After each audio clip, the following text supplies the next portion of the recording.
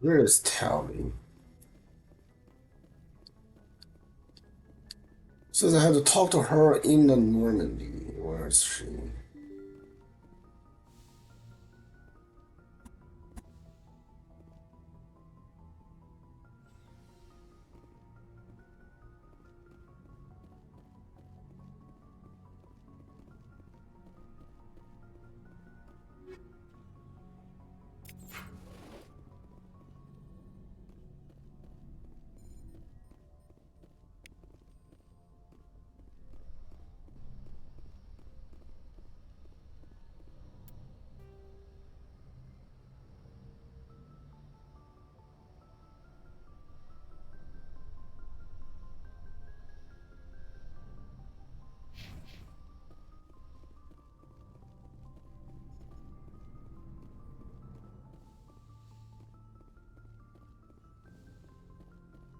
Yes, Commander?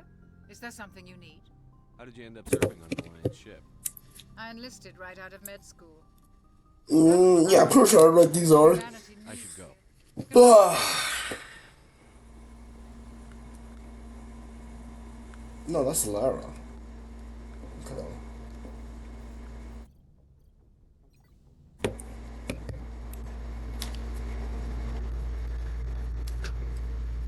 I get the feeling you want to ask me something, Commander.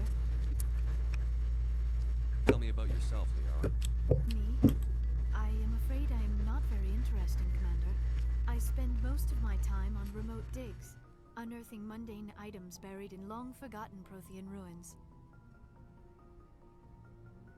Sounds dangerous. And lonely. Sometimes I would run afoul of indigenous life forms or stumble across a small band of mercenaries or privateers, but I was always careful. Until the Geth followed me to Artemis Tau, I never found myself in any situation my biotics could not handle. As for the solitude, well, that is one aspect that most appealed to me. Sometimes I just need to get away from other people. You don't like other people? I suppose it comes from being a matriarch's daughter. People expected me to follow in Benezia's footsteps. They wanted me to become a leader of our people. Matriarchs guide their followers into the future. They seek the truth of what is yet to come. Maybe that's why I became so interested in the secrets of the past. It sounds so foolish when I say it out loud. It sounds like I became an archaeologist simply to spite Benezia. All children rebel against their parents. It's a natural part of growing up. Aha, you share the wisdom of the matriarch, Shepard. That is exactly what Benezia said when I told her of my decision. But there was more to it than that. I felt drawn to the past. The Protheans were these wondrous, mysterious figures. I wanted to know everything about them. That is why I find you so fascinating. You were marked by the beacon on Eden Prime. You were touched by working Prothean technology.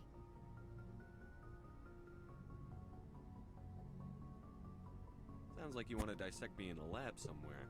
What? No, I did not mean to insinuate. I never meant to offend you, Shepard. I only meant that you would be an interesting specimen for an in-depth study. No, that's even worse.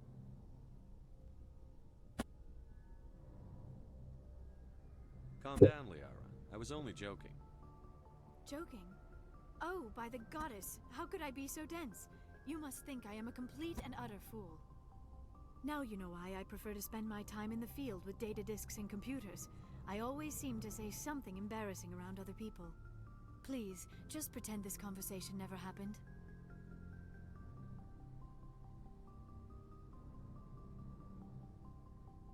Do you know why Benezia joined up with Saren? Benezia was swept up in events beyond her control and lost herself. She fell under the spell of indoctrination and became part of the very thing she wanted to stop. But I will remember and honor how she lived, not how she died. My mother was strong, kind, and beautiful, and now she is gone. Are you going to be okay? You are kind to ask, Shepard. I do miss her, and I grieve for what happened to her. But I will not let my grief interfere with what we are trying to accomplish. I'd like to know more about the Asari. We were the first species to discover the Citadel. We were instrumental in forming the Council, and we always strive to be the voice of peaceful cooperation in galactic disputes. My people believe we are all part of a single galactic community. Each species contributes something to the greater whole. Although we seek to understand other species, it seems few of them seek to understand us. The galaxy is filled with rumors and misinformation about my people. Like what? Most of the inaccuracies are centered around our mating rituals. My species is monogendered. Male and female have no real meaning for us. We still require a partner to reproduce. This second parent, however, may be of any species and any gender. I don't understand. Your species can mate with anyone? Mating is not quite the proper term, not as you understand it. Physical contact may or may not be involved, but it is not an essential element of the union. The true connection is mental. Our physiology allows us to meld with other beings. We can touch the very depths of their minds. We explore the genetic memory of their species. We share the most basic elements of their individual and racial identities. We then pass these traits on to our daughters. It is how we learn to grow as a species and how we develop a greater understanding of other races. What happens to your partner after the union? Every Did you relationship eat them? is different. Some unions are a single encounter with both parents parting ways afterwards. Others can be more long-term. Sometimes an Asari and her partner will stay together for many decades. Do you know who Matriarch Benezia chose as her partner? She rarely spoke of her partner. Though I know my father, if you want to use that term, was another Asari. I thought you always needed another species to serve as one of the parents. Think about it, Shepard. If we were not able to mate with our own species, we would have died out long before we ever mastered spaceflight and left our homeworld. Union with our own kind is no longer common, not for the purposes of reproduction. Most Asari believe it weakens our species. Asari daughters inherit racial traits from the father species. If both parents are Asari, then nothing has been gained, or so conventional wisdom would hold. I am what is sometimes called a pureblood. Though no Asari would ever be cruel enough to say the word to my face, it is a great insult among my people. It is possible Benezia's partner was embarrassed by their union. She may have been too ashamed to publicly acknowledge me as her offspring. How could anyone abandon their own child? I cannot answer that. This is all speculation on my part. It is possible she wanted to be part of my life, but something happened to her before she had the chance. Benezia never spoke of her partner. Whatever happened, it caused her too much pain to dwell on it. She raised me by herself, though that is not uncommon. Many Asari raise their children alone, particularly if the father species is short-lived. Often the partner will pass on long before the child reaches maturity. You Asari live for 1,000 years. What happens when your partner dies? Few sapient species live as long as my kind. We have learned to take a philosophical approach to our unions. We do not focus on the inevitable loss of our partners. Instead, we enjoy the time we spend with them. And even after they're gone, a part of them lives on in us. The union is a connection that transcends both time and space. I should go. Goodbye, Shepard. Interesting.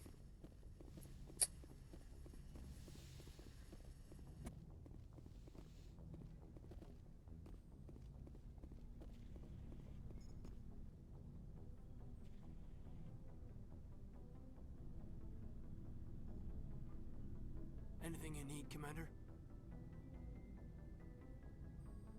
Just trying to get a sense of where the crew's at. Thoughts? Is this an official evaluation, Commander? Or off the record? All right. Let's label it officially off the record. Got something on your mind? Straight up, there's something wrong with all of this. This Saren is trading people to aliens for some kind of lost knowledge. But we can't get backup from the Council? Sorry, Commander. There's writing on the wall here, but someone isn't reading it. The Council doesn't want to believe anything's wrong. I'd call it human nature, but... I hear you. It just seems like a group that's been around as long as the Council should see this coming. Sorry if I got too informal. Protocol wasn't a big focus back in Bot. Tell me about it. Biotic acclimation and temperance didn't last past the airlock. To the kids they hauled in, it was brain camp. Sorry, hauled in is unkind. We were encouraged to commit to an evaluation of our abilities so an understanding of biotics could be compiled. There are worse results of accidental exposure to element 0 in the womb. Beats the brain tumors some kids grew up with.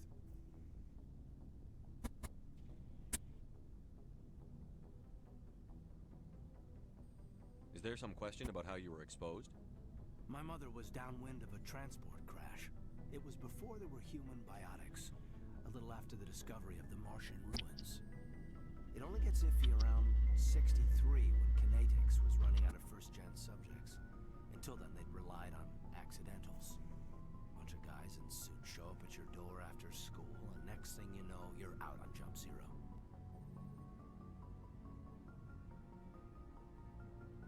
Jump Zero is a long way from home. What was it like? The grand gateway to humanity looks a lot better in the vids. But that's my own baggage, Commander. No bearing on this. Alenko, there's no regulation that says you can't be friends with your commander.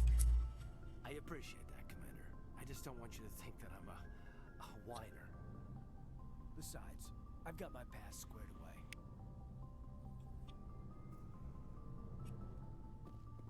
Anything you need, Commander? What's your opinion on the last mission? I'm glad there aren't many aliens like the Thorian. I don't think my stomach could take it. One of my cousins has an agribusiness. I was thinking of calling him. Maybe we can get some shipments into Pharaohs. I mean, now that they're cut off from the company. We'll talk another time, Lieutenant. Commander?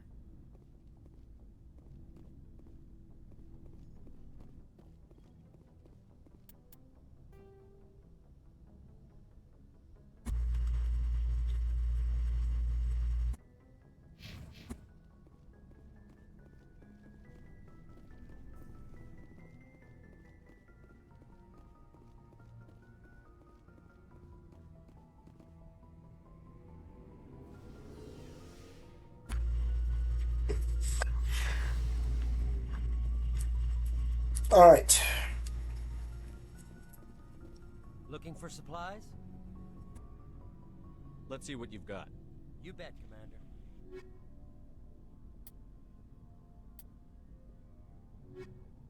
Looking for supplies? Let's see what you've got. You bet, Commander.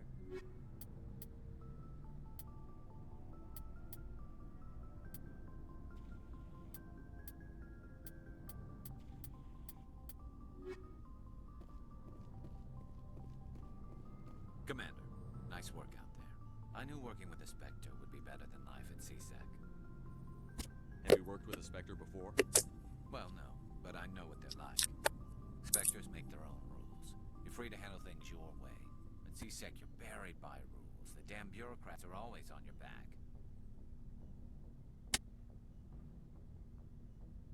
Being a Spectre does have its advantages. Exactly my point. If I'm trying to take down a suspect, it shouldn't matter how I do it, as long as I do it. But CSEC wants it done their way. Protocol and procedure come first. That's why I left. So you just quit because you didn't like the way they do things? There's more to it than that. It didn't start out bad, but as I rose in ranks, I got saddled with more and more red tape. CSEC's handling of Saren was typical. I just couldn't take it anymore. I hate leaving. I hope you made the right choice. I'd hate for you to regret it later. Well, that's sort of why I teamed up with you. It's a chance for me to get off the Citadel, see how things are done outside CSEC. Either way, I plan to make the most of this. And without CSEC headquarters looking over my shoulder, well, maybe I can get the job done my way for a change. As long as you do your job well, you're free to go about your business as you see fit. Thank you, Commander. Commander, how are you? Why did you want to be a CSEC officer in the first place? That's a good question. There were several reasons, I guess. Like what? Probably the same as most officers. I wanted to fight injustice, wanted to help people. I guess my father had something to do with it too. He was CSEC, one of the best. I grew up hearing about his accomplishments or seeing his picture on the vids after a big arrest. He's taking my resignation pretty hard. That's tough. But you'd think he'd be impressed you're going after Saren. My father's a CSEC man to the bone. Do things right or don't do them at all, he says. He thinks I'm being too rash, too impatient. He's worried I'll become just like Saren. He actually talked me out of becoming a Spectre when I was younger, for the same reasons. You were asked to be a Spectre? Well, I was targeted as a possible Spectre candidate. Me and about 1,000 other Turian military recruits. I could have received special training, but my father didn't like it. He despises the Spectres. He hates the idea of someone having unlimited power with no accountability. He wouldn't like you, Commander. No offense. I suppose I can understand his concern. You can. But Saren's not going to play by our rules, CSEC's rules. If you want to nail Saren, you need to send someone who isn't restricted by policies and procedures. You're a quick learner, Garrus. We'll beat him at his own game. It's the only way to stop someone like him. I'm right behind you, Commander. Commander, good to see you.